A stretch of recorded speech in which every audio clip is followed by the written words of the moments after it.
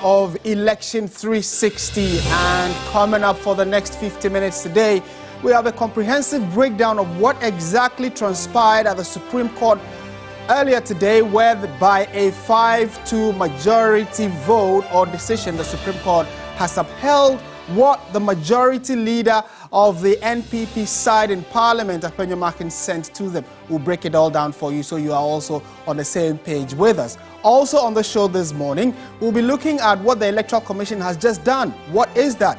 A few minutes ago, they have declared or announced the disqualification of the Ghana Freedom Party's presidential candidate from contesting, citing a number of reasons, including illegalities. We'll bring you details of that as well. We'll be finding out other big political stories happening in the country before the show. And stay with us. Welcome to another edition of Election360.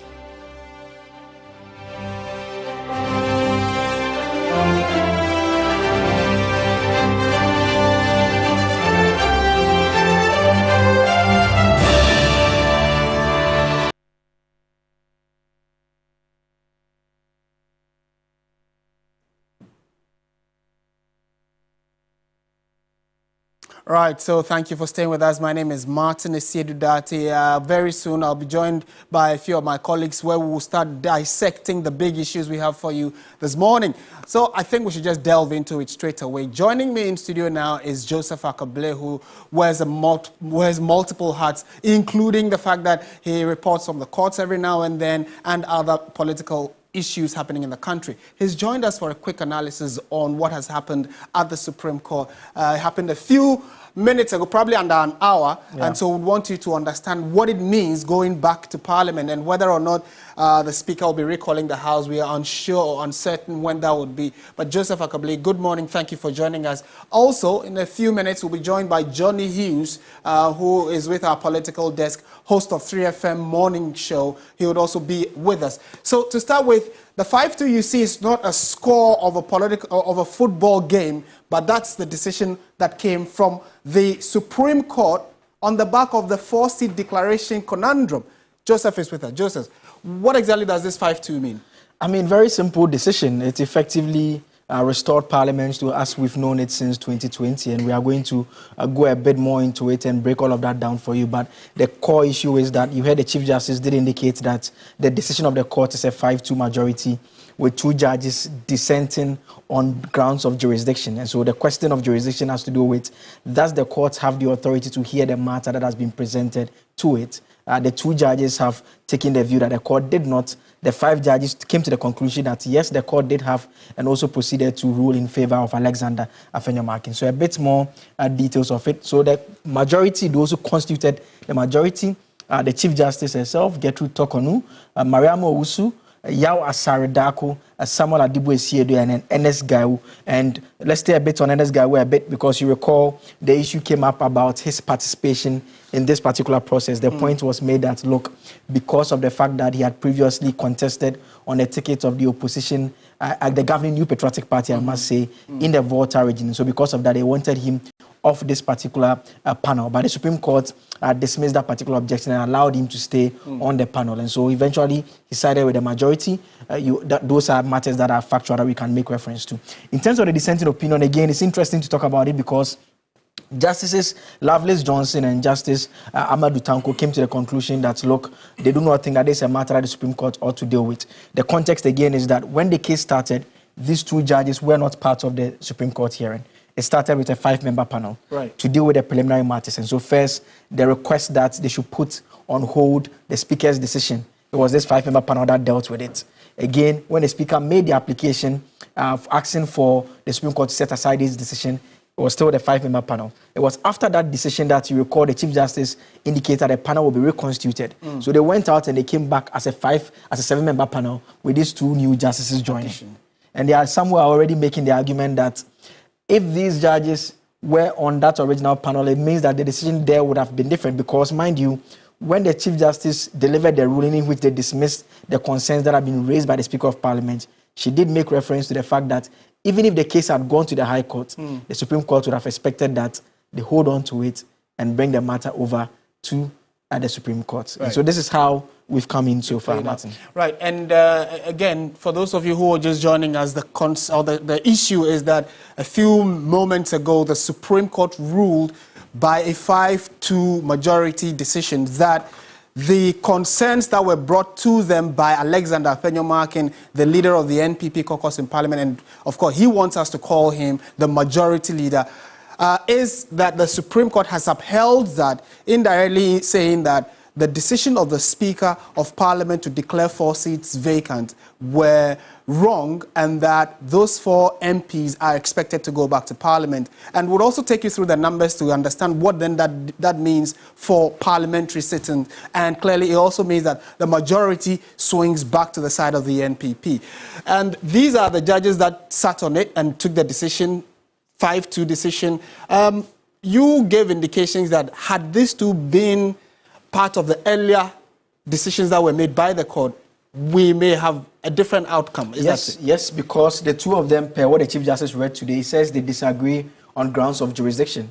That is, they don't think that this matter, the way it has been parceled, is something that the Supreme Court has the mandate to hear. Right. You know, the jurisdiction argument had been raised. Thaddeus Soy, lawyer for the Speaker of Parliament, had raised it, that they do not think that the Supreme Court is the right forum for this matter to be dealt with. We've heard respected jurists, Justice Atuguba, even point to an extent to the High Court on the fact that he thinks an aspect of it may or should have gone to the High Court. And so when the Speaker made his application asking the court to set aside his decision that suspended the Speaker's ruling, they raised the issue that, well, the court does not have jurisdiction. But these two were not part of that particular panel. Right. And so we had the 5 of them deciding. And so those who were watching the proceedings yesterday, Godfrey Adami during his argument had said that he was not going to emphasize on jurisdiction because that is a matter that the court dealt with when they dealt with the Speaker's application. Right. And at that point, viewers will recall closely, Justice Amadou Tanko, who has become part of the panel, did prompt Godfrey Adami, the Attorney General, that he ought to address them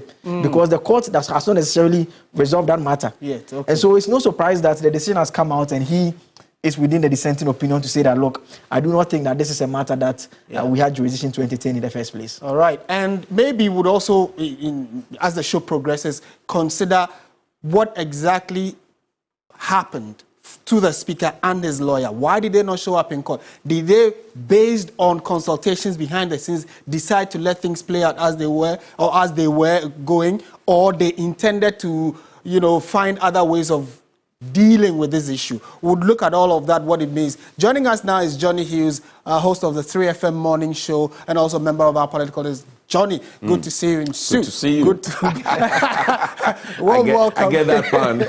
Okay.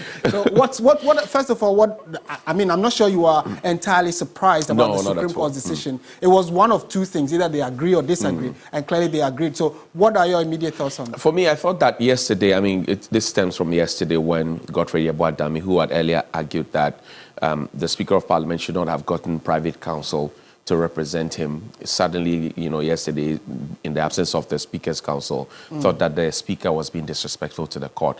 I found that strange because if in one breath you said, okay, he didn't have to bring in a private person, now he's brought in a private person, and then you find that the private person did not turn up, then it is disrespectful, that conundrum for me. Again, for me, what this means is that now it is left to the Speaker. Mind you, there had been an earlier ruling, to settle the matter. This is the main issue, the preliminary issues. The Speaker of Parliament then, indefinitely postpones or adjourns Parliament. Now this comes down to the Speaker. So Afenyo-Markin has what he wanted. The NPP side of the majority now, if you will, have what they want. They would have to put in a request to the Speaker of Parliament to say, we want a recall of Parliament. They would have to then go under the standing orders. Now, the question somebody would ask is, why didn't they then, complete the processes or, if you like, exhaust all the processes in Parliament that could have used the standing orders to fix this matter? And then they went out to the Supreme Court. Right. Now, they're coming back to Parliament. Would they come under the standing orders, and would the Speaker of Parliament, listen to them at all? These are questions that will always come up. Exactly. Now, in addition, what this means for me as a layman is that tomorrow, if Alexander Afenyo-Markin as an MP, and who's also the leader of the NPP side, decides that the MPP and the FUTU have not been so fair to him, so he wants to go and run independent, he would come to Parliament and represents the NPP as leader of the side, the majority side. But then he will go out there and then campaign and say, vote against the MPP and its candidate. I find that strange because it sets the wrong precedence, you know, if you will. Knowing full well that yesterday, the Attorney General of the Republic said a political and legal tower like Professor Michael Quay had taken a decision which was unconstitutional. Right. Katie Amon goes on to make the argument that, well, at the time that the decision was taken, they had 169 members on the side of the MPP and 106 on the side of the NDC. So really, it wouldn't have been significant. Right. But now the stakes are different. 137 plus one independent who's taking a decision. And mind you, it was the same Andrew Esiama who was in the conversation and the last time that Speaker Okwe took the decision. Yeah. So Andrew Esiama is gaining perhaps the notoriety, for want of a better expression, for each time, you know, these kind of things happening. For me, it will be interesting to know what the Speaker will do, because yesterday, Afenyomakin stated that the decision to solve this lies in the bosom of the Speaker. The Speaker has what it takes. President J. Kufuor, in spite of the fact that he tilted towards Afenyomakin's position, has also said that the Speaker of Parliament, you know, is that. So everybody is yielding to the Speaker. Will the Speaker budge? I mean, well, an interesting point there, but Johnny, because Johnny touched on the issue with the example of the Futu situation. So this was a key issue that Alexander Afenyomakin took to the court, and the court actually agreed with him before we come and look at the parliamentary repercussions that he's talking about. So the question of filing of nomination to contest parliamentary seats in the next or 9th parliament does not amount to vacation of seats as a member of parliament in the current 8th parliament of the Republic of Ghana. So this was at the heart of the issue that he took to the Supreme Court to say that, look, the fact that you have filed your nomination form does not automatically mean that you are intending to vacate your seat at that point in time. The Speaker of Parliament took the position that it amounts to vacation because his argument was that then it means that it renders that constitutional provision meaningless. On the flip side, the Attorney General makes the argument that, look, what happens with this particular situation if you don't conclude this way will mean that when you join Parliament as an MP, for instance, or as an NDC MP, it means that for the life of that Parliament, you can never contest the next election in a different capacity, because his argument is that nominations are always open during the life of the current Parliament. Yes. Right. It's always before the elections. And That's so correct. if that is done before the elections, it will mean that if perhaps you decide you want to flip or switch party, you would have to wait for an election. And at that point, the nomination would have closed. On the other hand, the risk would be that you end up losing your seat completely in order to be able to contest. But the Supreme Court has adopted this particular understanding. And it comes back to Johnny's point about if it was the majority leader, for instance. We know that some of the members of Parliament have said that they have been taken off the WhatsApp groups, for instance. Yes. If today the MPs are going to have a meeting, a strategy meeting on how to capture seats in Central Region, will Cynthia Morrison be allowed to participate in that meeting? Because she's seeking to reduce their seats. If they are going to have a discussion on how to win the Ashanti region, are they going to allow, maybe they will allow Andrew Sesiama. I mean, they will allow him to be part of it. to be part.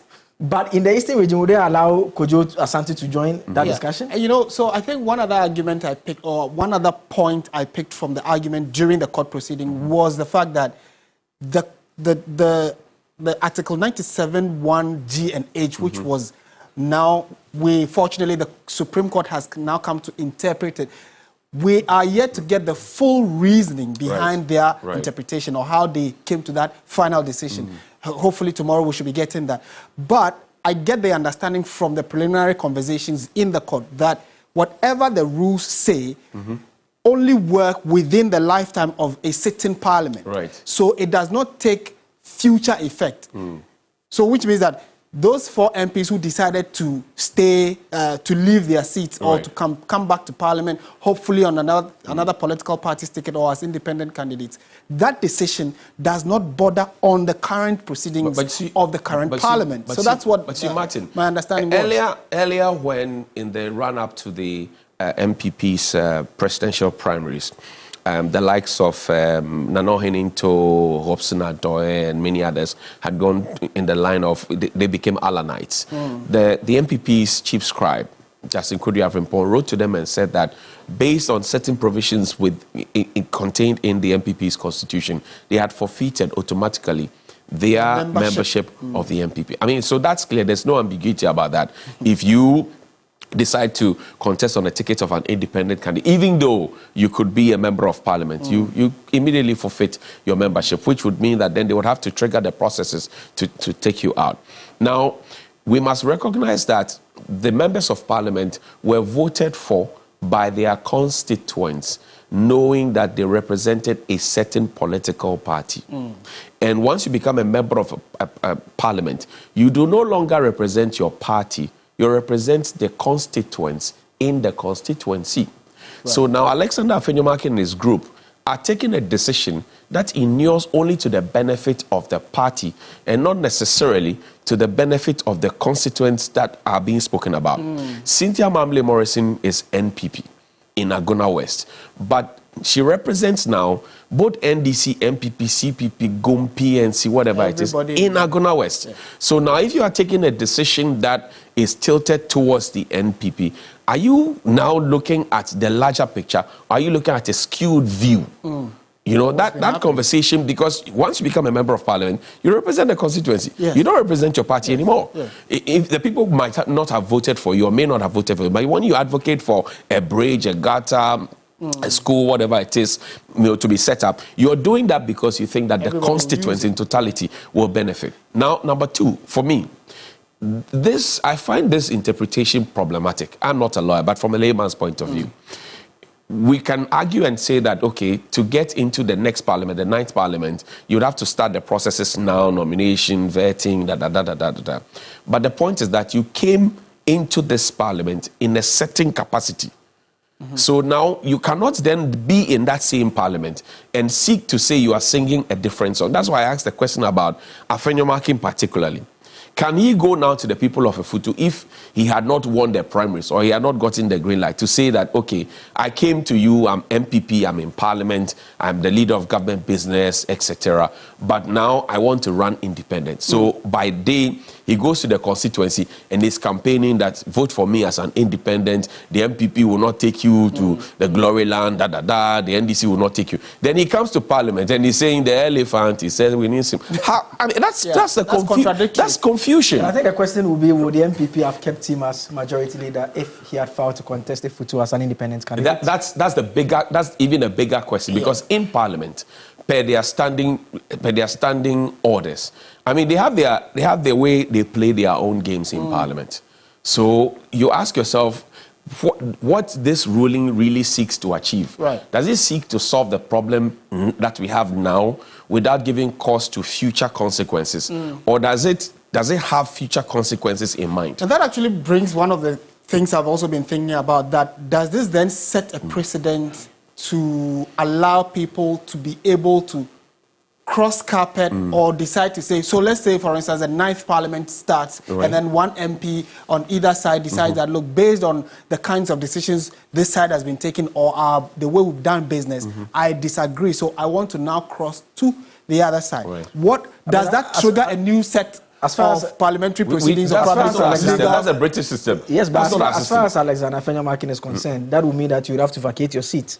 Because their view, which the AG also agreed with, which he advanced, was that when you decide, so for instance, in times past, there have been individuals who stand up and say that I no longer want to caucus with this side, I want to go and join the other side. In that instance, they believe that it means that you have to abandon your seat. But their argument is that currently those individuals, they've not shifted in terms of the caucus. They are still staying with the original caucus with which they joined parliament with. And so they think that creates a very different situation from the situation that you alluded to. But as to whether that should be so? So well, yes, in this so let's look at this situation here. Let's look at this one here. So this is before the Speaker's declaration. 137, one independent. This is how Parliament was constituted. After the Speaker's declaration, they took out those whose seats were declared vacant. So it now became 136, 135. We know independent candidate, no need for a by-election. Now we are back here. The question to ask yourself, in the view of Afenyomarkin, is that Andre Siama, is he still caucusing with the MPP? So I'm saying that in this current parliament, the only person who could have, the only person who could have crossed carpet, right? The only person who could have moved to one side or to the other side is Andre Siama in this whole conversation. Absolutely. Right? Now, what we are running also is, what do you call it? A hybrid of the British and American system. That's what we're running. The British is in power and in opposition. That's what we're running. In this particular parliament, the only person who could have said that I'm no longer doing business with the NPP side and I'm crossing carpet to do business with the NDC side would have been Andre Esiama, because he came to parliament as an independent person. Right. Originally, he was MPP. He got disgruntled, he went on the independent ticket, and then the rest, they say, is history. But in this parliament, the situation you described, he is the only person who could have moved up and down. He's independent. Thank you. Cynthia Mamle Morrison couldn't have done that. Aka couldn't have done that. Same for Ashanti and so on. Neither of them could have done that. All those are matters that, once the full decision comes out, because even an interesting point to note is that in the rate that Afenyo Markin actually filed, he actually didn't make reference to that Fiji. Right. They left him out. They stuck to their own 3 members of parliament and made requests on their behalf. But obviously, the court has concluded in a manner that affects everyone, and we're expecting that full decision to come out tomorrow to address all of these issues, the practicalities of it. Hopefully, there will be some clarity on what it means, particularly going into this year's election and even for subsequent elections, on what it means when we have this situation playing out in any such instance. Certainly, it's part of a growing our democracy, and what we've been discussing in the last few minutes has to do with the fact that we, a Supreme Court has just decided that we have 5 Supreme Court judges who have decided to rule in favor, more or less, or adopt the rate that was put before it by Alexander Afenyo Markin, asking the Supreme Court to, first of all, interpret Article 97(1)(g) and H. And after their deliberations and internal discussions, they have come to the conclusion that 5 of them, out of the 7, 5 of them have agreed that what Afenyo Markin brought to them to interpret actually stands, and that Speaker Bagbin was wrong in declaring 4 seats vacant. 2 of the judges dissented from that decision, and tomorrow, hopefully around the same time, we should be having the full judgment, and then we can read and bring you better and further understanding or interpretation of what the Supreme Court, or how they arrived at that final decision. So you're still watching Election 360. I'm here with Johnny Hughes and Joseph Akable. When we return, we'll be trying to understand what exactly has also been happening at the Electoral Commission's offices, where the Ghana Freedom Party's candidate has been disqualified from contesting in the December 7 elections. What does that mean for the numbering on the ballot paper? Details of that and more in a jiffy. Stay with us.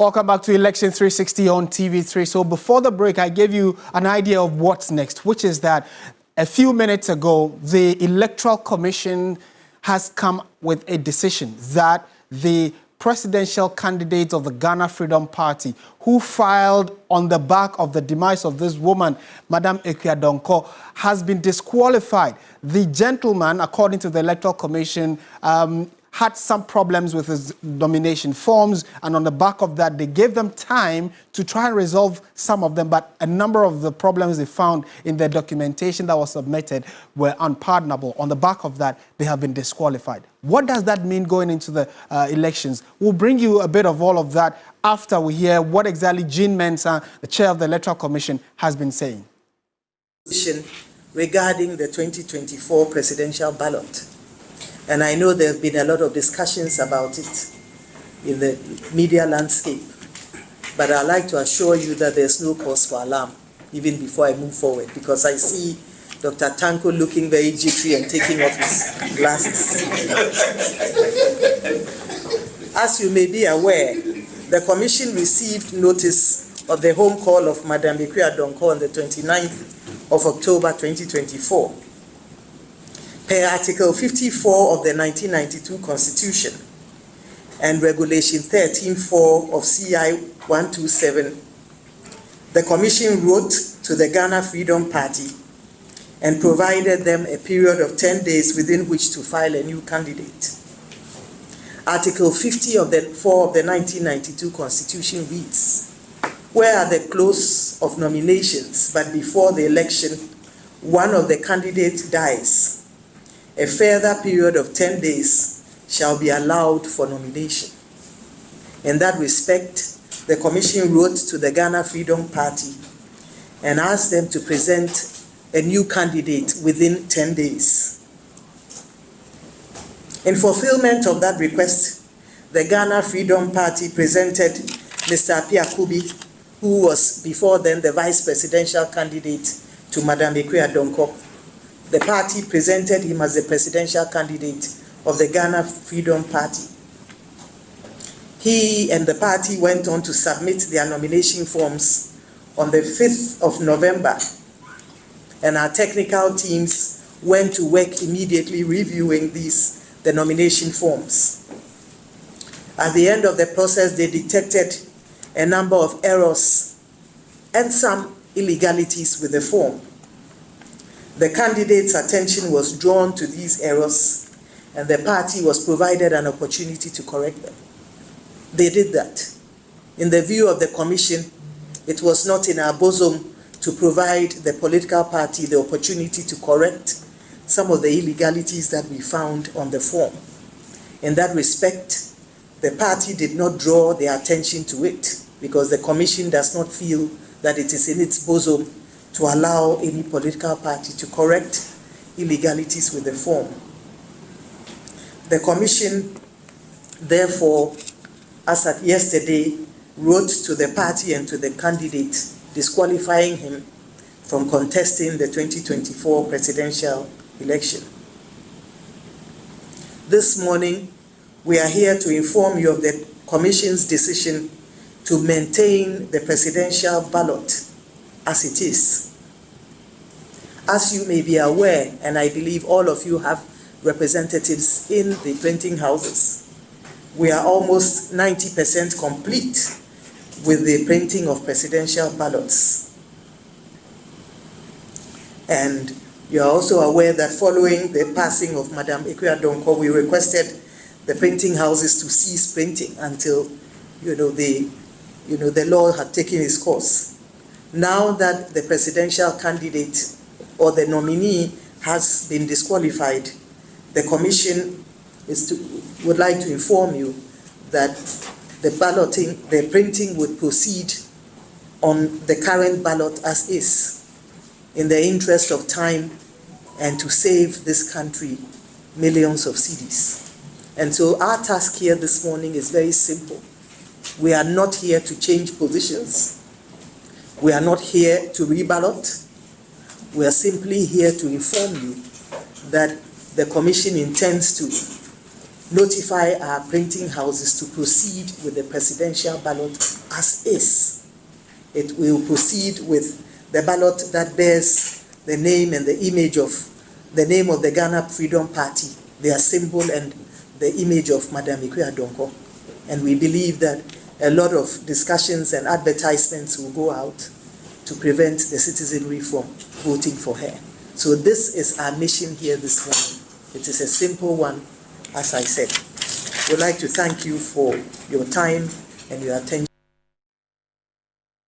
Right, so that is Madam Jean Mensah, Chair of the Electoral Commission, stating it bluntly that Ghana Freedom Party has been disqualified. However, which was a key bone of contention and many wanted clarity to. What does that mean for the numbering on the ballot paper? What she simply said regarding that is they will maintain Madam Ikuya Donko's slot, which was number 3, so every other political party stays where they were on the day of balloting. So the NDC remains number 8, number 1 remains MPP, and then everybody follows in that order. Number 12 is Cheddar, and then also 11 is Alan Kojo Tremantin, who are the key people going into the December 7 elections. Johnny Hughes is still with me. Johnny, maybe a quick bite on this before we go back and hit the campaign trail. I think the Electoral Commission has settled the dust because the bone of contention was whether or not we were going to strike it out if this disqualification had happened. Philip Apiakubi was sure that he was going to be perhaps one of the first broadcasters to have gotten into the fray to become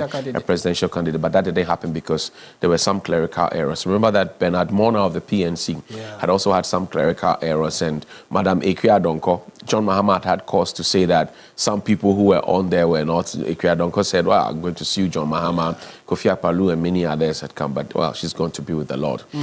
But largely and instructively, the Electoral Commission has been able to settle the dust. So now there's no ambiguity. What I will be interested is the public education. We have 25 days to the big day, right? How much time and how much education could possibly be done, because voter education is the place of the National Commission for Education, but also a place for the Electoral Commission. And even the political and parties. Even the political parties as well. But these are the statutory organizations or institutions that are mandated to do the public education. How well have they conducted them? And with 25 days to go for the big election, how much education can be done, and how much is it going to cost the Ghanaian taxpayer? These are conversations that can be had. Could we have saved much more money if we had, for example, taken it back to the printers to say black it out completely so that we do not see it at all, so people get in there? And you look at the interesting numbers for rejected ballots, for example. Rejected ballots have garnered more votes, for want of a better expression, than all the minority parties put together. In fact, in the 2020 elections, they had about over 300,000 rejected ballots, right, in the last election. And that should tell us as a country that we need to do more. I mean, starting off in 1992, we had about 3% or so. We improved 1.58, 1.59, and then we dipped, and then we came back up 2.3, and then we dipped. And then as of 2020, we had over 300,000 of the rejected ballots. So we need to start asking ourselves the question whether we are doing enough voter education and how this particular situation could compound the problem that we already have or reduce it, whichever way. But in all, I think that it's been a good one. Yeah, and clearly the EC, like Johnny indicated, has settled the issue. So we just wait to see what that means. Also, how quickly or soon will the Electoral Commission go back to the printing houses to give them the order to go ahead and start printing?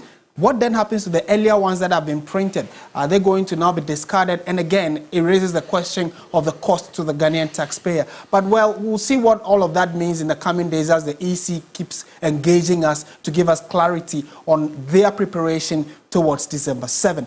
Talking about December 7, the key contenders are on the campaign trail, and our reporters are embedded in those campaigns. They'll be joining us in a jiffy to give us an understanding of what's happening. Coincidentally, John Dramani Mahama of the NDC and Dr. Mahmoud Bawumia of the MPP are both in the Ashanti region.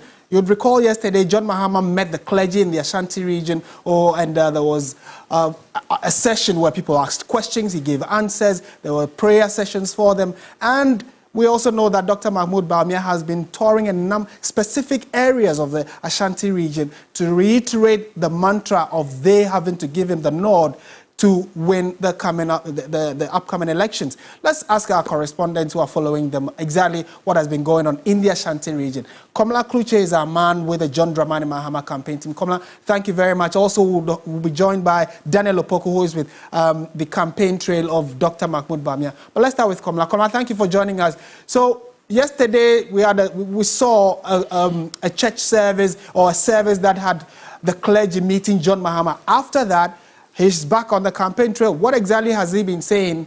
Where has he been saying them? Well, he's been meeting with the creative art industry. You will recall he's had series of meetings with the creative arts and culture and the tourism sector, mostly in Accra, but even in the Ashanti region, whilst on the Building Ghana tour. Earlier, before he kickstarted the campaign, he's met them. Today, he's meeting them again at the same venue where the meeting with the clergy took place yesterday. This is at the Great Hall of the King of the USP. But exactly what is his itinerary for today? Quite a very packed one. After the meeting with the clergy, it's not necessarily campaigning officially in the Ashanti region as of yet, but these meetings John Mahama is doing right from here. He is going to the Nkranza North constituency. Then he will also be going to Atem Duamante. All of this one, commission of a hospital by the wife, two hospital facilities by the wife, and he will also be using the opportunity to campaign as well. But the meeting with the creative art industry, which started, I think, about an hour and a half ago, where he is on the floor speaking now, he's been making a lot of points to them. He's been talking about the Black Star experience, which would be a main flagship culture, art, and tourism brand to make Ghana a preferred tourism destination. This finds its way in the manifesto he gave some months back, which is deemed as the People's Manifesto. Now, if you look at what he's been talking about in terms of the explanation for that, he said this will include the Pan-African Month, the celebrating heritage, history, diaspora engagement, and the like. Now, if you go a bit further as well, he's also been talking about how monies, for instance, tourism levies have been collected by the government but have not been put to judicious use. A case in point, he wants to put up a second national theater of the like here in the Ashanti region. And most of the creatives who are locked up in here have been hailing it. They said everything appears to be concentrated in Accra when it comes to how the National Theatre has been used and the events that it holds.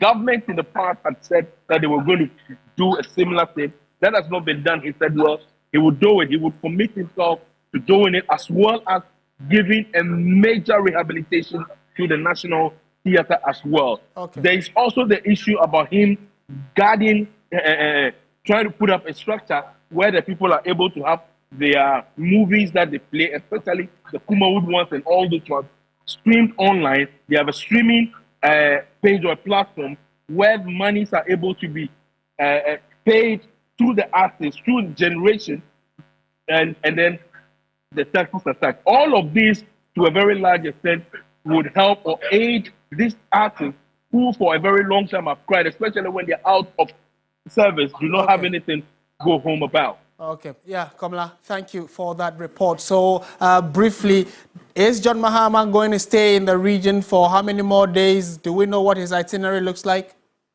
He returns from the Bono East region. Like I did say, he's going to the Franca North constituency. Then he will also go to Atubu Guamante and returns to the Ashanti region the early part of tomorrow. And then he will kickstart his Western North campaign that he will be doing for some 3 days before he will be, we will know the next line of action. Thank you. Komla Kluche, our man following John Dramani Mahama, reporting from the Ashanti regional capital of Kumasi there. Let's just swing and go, stay in the Ashanti region, but swing to the camp of the NPP. Daniel Opoku is our man following Dr. Mahmoud Bawumia. Daniel, thank you also for joining us. First of all, where exactly is Dr. Bawumia's campaign? What can you tell us in terms of his messaging and the reception? Right, so good morning to you, Martin. Currently, the Vice President is at Ekrofom. Ekrofom is in the Ashanti region on the Obuasi stretch. That's where he began his campaign this morning. And this morning he has been engaging with the chiefs as well, because already want to look at the structure of his campaign strategy. We talk about the first part has to do with the stakeholders engagement, where he engages the traditional leaders, the opinion leaders, the clergy, and also Muslim clerics. And this morning he has been telling them about his ideas. One, he mentioned the credit scoring system, which has already been launched by himself somewhere last week, where every Ghanaian, hopefully from next year, or even by the close of this, once the project has been launched, whatever you would want to procure, any item that you want to procure, be it a television or a vehicle, or even just get a house, you'll be able to, because of your credit scoring, you'll be able to get these items and begin to pay them in installments. Another section that he's also been talking about is about agriculture, where he says that he's going to embark on a mechanized agricultural system in case he wins power by the close of this year, where every district is to get this mechanized system where they'll be able to access loans to buy proper farm implements. And because Ekrofom also is a mining community, you have a lot of people who do a lot of mining in the area. The issue about the need to set up a mining bank, also the vice president, it is on his plate now, and also been telling them now in case he wins power, he's going to roll out that particular structure and going to maintain the existing policies, right? The payments or the payment of the nursing training allowance. All those policies are something that the vice president has renewed his commitment to continue. But there are some issues that the chiefs also raised. They need one to look at. They first of all commended President Akufo-Addo that in 2016, the President Akufo-Addo sought their help, which they voted for him massively. And he promised them to give them a district. Now the place is now a district, which they are very much elated. Congratulated the President for his positive thinking, forthrightness, and forward-looking. And secondly, they have told the Vice President that in case he wins power, he should consider their roles. Also consider the setting up of an institution, possibly a university for them, and also other information that they have asked the Vice President to put across. The Vice President, Dr. Mahmoud Bawumia, renewed his commitment to get those things materialized. But again, he has asked them to vote for him. That's most important. The two of them are going into the elections.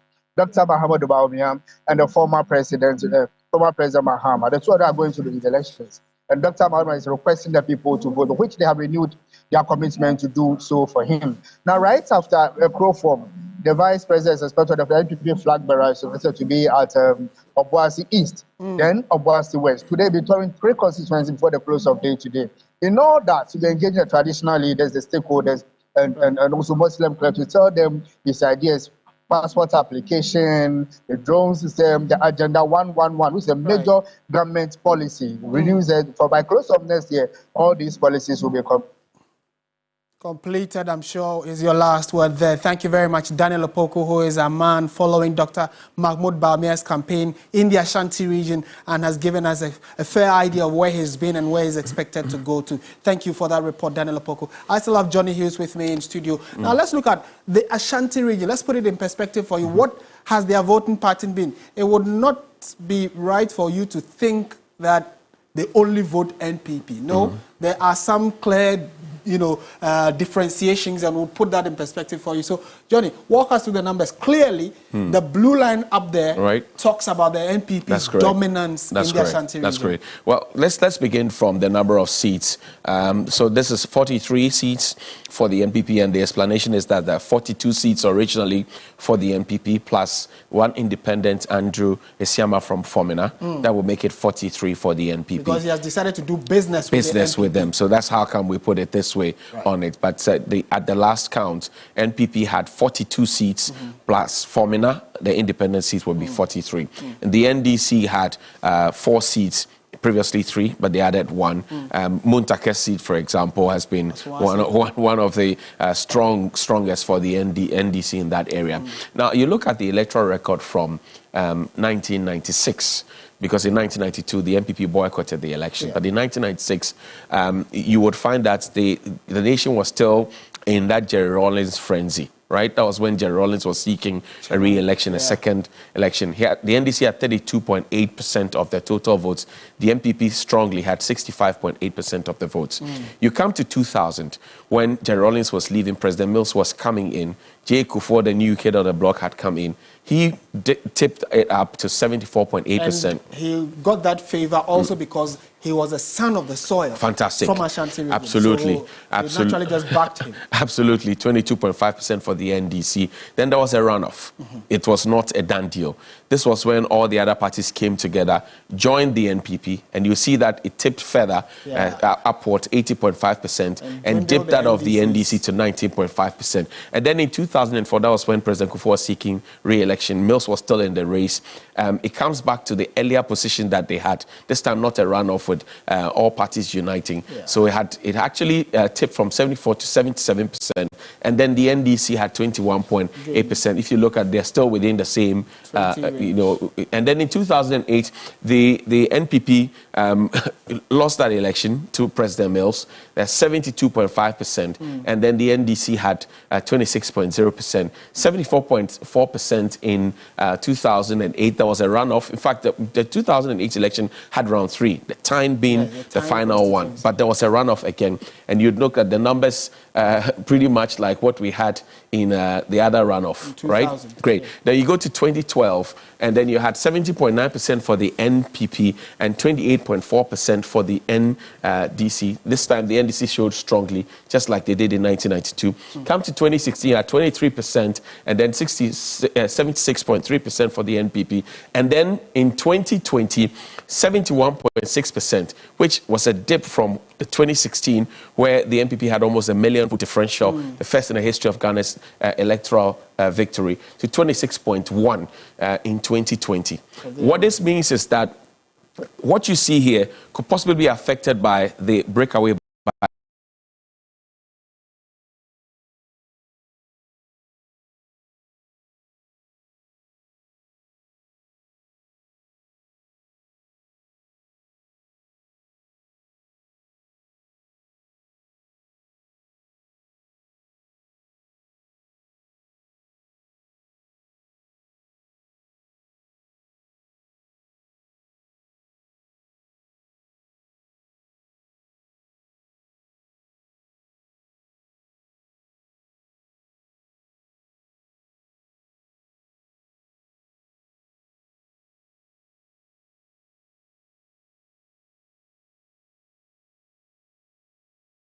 Alan Kudi by 4 million. In Philly, 2 that are different are the Efia constituency in the Western region, Entama Central and the Greater Accra region. But the top 8 of constituencies that vote and do not waste the ballot, so to speak, are in the Ashanti region. So the Ashanti region is a region to look out for. Conscious of what they do when they go to the ballot.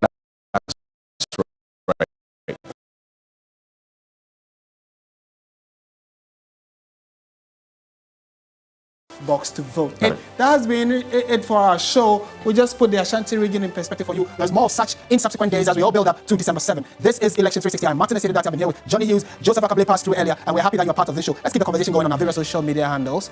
Up next is News Central. Hasta la vista.